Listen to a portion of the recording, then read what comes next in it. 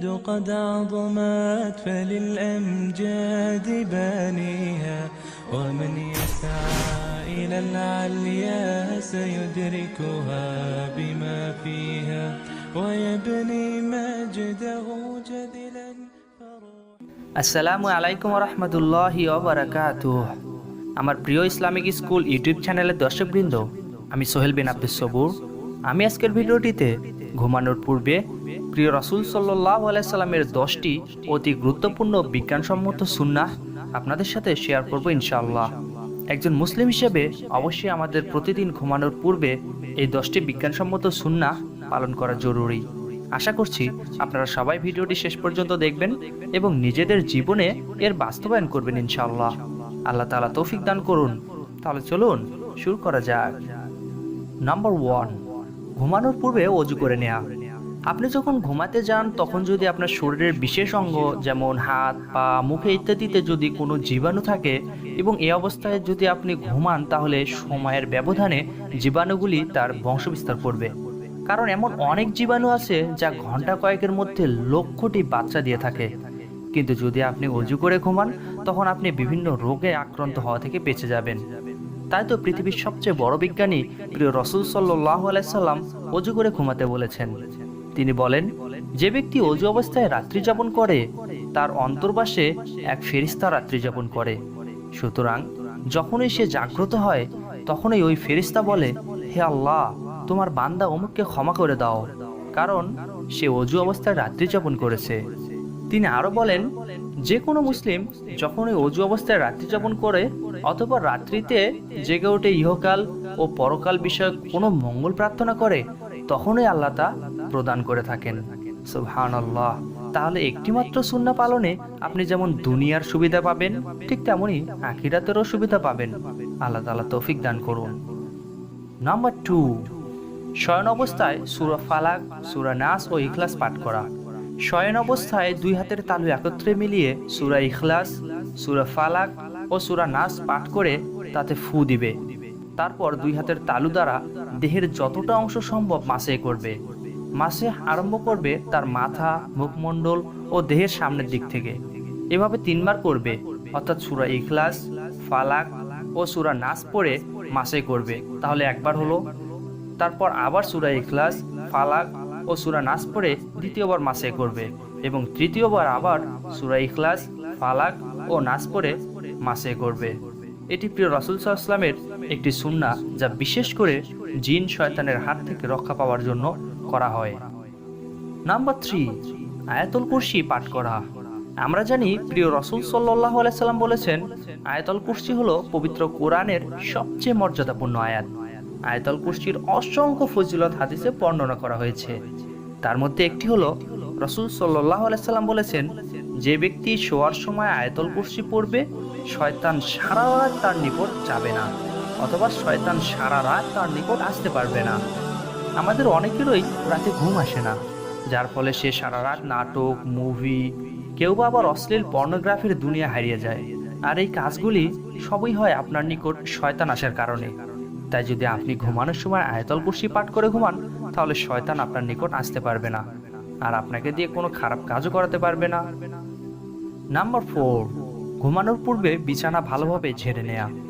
ইসলামে পরিষ্কার পরিচ্ছন্নতাকে অনেক গুরুত্ব দেওয়া হয়েছে। তাই তো প্রিয় রাসূল সাল্লাল্লাহু আলাইহি সাল্লাম পরিষ্কার পরিচ্ছন্নতাকে ঈমানের অঙ্গ বলেছেন। এমন অনেক শোনা যায় যে কোনো ব্যক্তি রাতে ঘুমানোর জন্য বিছানায় শুয়েছে, তখনই কোনো সাপ বা বিচ্ছু তাকে দংশন করেছে। তাই তো আমাদের প্রিয় রাসূল সাল্লাল্লাহু আলাইহি সাল্লাম বলেছেন, তোমরা শোয়ার পূর্বে তোমাদের বিছানা ভালোভাবে ঝেড়ে নাও। নাম্বার 5, সূরা বাকারার শেষ 2 আয়াত পাঠ করা। দিনের নবীর ঘুমানোর সুন্নাহগুলোর মধ্যে এটিও একটি সুন্নাহ। রাসূল সাল্লাল্লাহু আলাইহি সাল্লাম বলেছেন, যে ব্যক্তি রাতে সূরা বাকারার শেষ 2 আয়াত তেলাওয়াত করবে, এটা তার জন্য যথেষ্ট হবে। সুবহানাল্লাহ, আল্লাহু আকবার। এছাড়া আলী রাদিয়াল্লাহু তাআলা আনহু বলেন, আমার জানা মতে এমন কোনো জ্ঞানী মানুষ নেই যে কিনা ঘুমানোর পূর্বে সূরা বাকারার শেষ 2 আয়াত পাঠ না করে ঘুমায়। নাম্বার 6, ঘুমানোর পূর্বে নির্দিষ্ট দোয়া পাঠ করা। ইসলামে প্রত্যেকটি গুরুত্বপূর্ণ কাজের শুরুতেই দোয়া রয়েছে, যা আপনাকে আল্লাহ তাআলার ভালোবাসা, রহমত ও বরকত পেতে সাহায্য করে। তাই তো রাসূল সাল্লাল্লাহু আলাইহি সাল্লাম ঘুমানোর পূর্বে দোয়া শিক্ষা দিয়েছেন। তিনি যখন ঘুমানোর ইচ্ছা করতেন তখন তার ডান হাত তার গালের নিচে রাখতেন, তারপর এ দোয়াটি বলতেন, আল্লাহুম্মা বিইসমিকা আমুতু ওয়া হাইয়া। হে আল্লাহ, আপনার নাম নিয়ে আমি মরছি অর্থাৎ ঘুমাচ্ছি, এবং আপনার নাম নিয়ে জীবিত হব অর্থাৎ জাগ্রত হব। নাম্বার 7, ডান কাত হয়ে ঘুমানো। এ বিষয়ে ছোট্ট একটি ঘটনা আমি আপনাদের সাথে শেয়ার করতে চাচ্ছি। তা হলো, পাকিস্তানের এক মুসলিম মা একটি খ্রিস্টান হাসপাতালে তার বাচ্চা প্রসব করে। তখন সেখানকার এক খ্রিস্টান ডাক্তার তাকে বললেন, আপনি সবসময় আপনার এই শিশুকে ডান কাতে ঘুমাতে দিবেন, তাহলে এই শিশুর হার্ট ভালো থাকবে। এই কথা শুনে সেই মুসলিম মা বললেন, ডাক্তার সাহেব, আমাদের এটি শিক্ষা দিতে হবে না, কারণ দুনিয়ার সবচেয়ে বড় চিকিৎসা বিজ্ঞানী আমাদের নবী মুহাম্মদ সাল্লাল্লাহু আলাইহি সাল্লাম আমাদের ঘুমানোর সময় ডান কাত হয়ে ঘুমাতে নির্দেশ দিয়েছেন, এবং তিনি যখন শুতেন তখন ডান কাতে শুয়ে ডান হাত গালের নিচে দিয়ে শুতেন। নাম্বার 8, তাসবিহ পাঠ করা।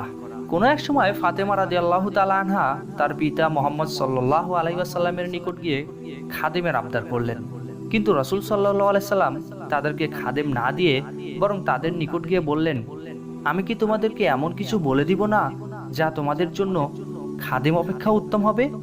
যখন তোমরা তোমাদের বিছানায় যাবে তখন তোমরা 33 বার সুবহানাল্লাহ, 33 বার আলহামদুলিল্লাহ এবং 34 বার আল্লাহু আকবার বলবে, তা খাদেম অপেক্ষাও তোমাদের জন্য উত্তম হবে। অতএব আমাদেরকেও এই আমলটি পালন করতে হবে। নাম্বার 9, সূরা মুলক পাঠ করা। সূরা মুলক হলো কবরের আযাবের ফেরেশতাকে ঠেকানোর দোয়া। যদি কেউ সূরা মুলক নিয়মিত পাঠ করে তাহলে সূরা মুলক তার জন্য কবরের মধ্যে বডিগার্ড হয়ে দাঁড়াবে। রাসূল সাল্লাল্লাহু আলাইহি সাল্লাম বলেন, যে ব্যক্তি প্রত্যেক রাতে তাবারাকাল্লাযী বিয়াদিহিল মুলক অর্থাৎ সূরা মুলক পাঠ করবে, এর মাধ্যমে মহিয়ান আল্লাহ তাআলা তাকে কবরের আযাব থেকে রক্ষা করবেন। সূরাটি মুখস্থ অথবা দেখে দেখে উভয়ভাবেই আপনি পড়তে পারবেন, আপনার যেটি সুবিধা আপনি সেভাবে পড়ুন। এবং নাম্বার 10, রাতে 100 আয়াত পাঠ করা। তামিমে দারি রাদিয়াল্লাহু তাআলা আনহু থেকে বর্ণিত, রাসূল সাল্লাল্লাহু আলাইহি ওয়াসাল্লাম বলেছেন, যে ব্যক্তি রাতে 100 আয়াত পাঠ করলো তার জন্য পূর্ণ রাত কিয়াম অর্থাৎ সারা রাত ধরে নফল সালাত আদায়ের সওয়াব লেখা হবে। সুবহানাল্লাহি ওয়া বিহামদিহি। আর এটি মোটেও কিন্তু কঠিন কাজ নয়, কারণ ইতিমধ্যেই আপনি সূরা মুলকের 30 আয়াত, এছাড়াও সূরা ফালাক, সূরা নাস ও সূরা ইখলাস 3 বার করে মোট 55 আয়াত পাঠ করেছেন, যা যোগ করলে হয় 85 আয়াত। বাকি থাকে মাত্র 15 আয়াত, যা আপনি আপনার পছন্দ মতো যে কোনো জায়গা থেকে পড়ে নিতে পারেন। তাহলে আপনি সারা রাত সালাত আদায়ের সওয়াব পেয়ে যাবেন ইনশাআল্লাহ। আল্লাহ তাআলা আমাদের সবাইকে সেই তৌফিক দান করুন, আমিন। এখন সম্পূর্ণ ভিডিওটি সামারাইজ করলে দাঁড়ায়, ঘুমানোর পূর্বে প্রিয় রাসূল সাল্লাল্লাহু আলাইহি সাল্লামের সুন্নতি ও বৈজ্ঞানিক উপকার সম্পন্ন যে 10টি আমলের কথা আপনাদের সামনে বলেছি তা হলো, নাম্বার 1, ঘুমানোর পূর্বে ওযু করে নেওয়া। নাম্বার 2, শয়ন অবস্থায় সূরা ফালাক, সূরা নাস ও সূরা ইখলাস 3 বার করে পাঠ করা। নাম্বার 3, আয়াতুল কুরসি পাঠ করা। নাম্বার 4, ঘুমানোর পূর্বে বিছানা ভালোভাবে ঝেড়ে নেওয়া। নাম্বার 5, সূরা বাকারার শেষ 2 আয়াত পাঠ করা। নাম্বার 6, ঘুমানোর পূর্বে নির্দিষ্ট দোয়া পাঠ করা। নাম্বার 7, ডান কাত হয়ে ঘুমানো। নাম্বার 8, তাসবিহ পাঠ করা, সুবহানাল্লাহ, আলহামদুলিল্লাহ, আল্লাহু আকবার। নাম্বার 9, সূরা মুলক পাঠ করা। এবং নাম্বার 10, রাতে 100 আয়াত পাঠ করা।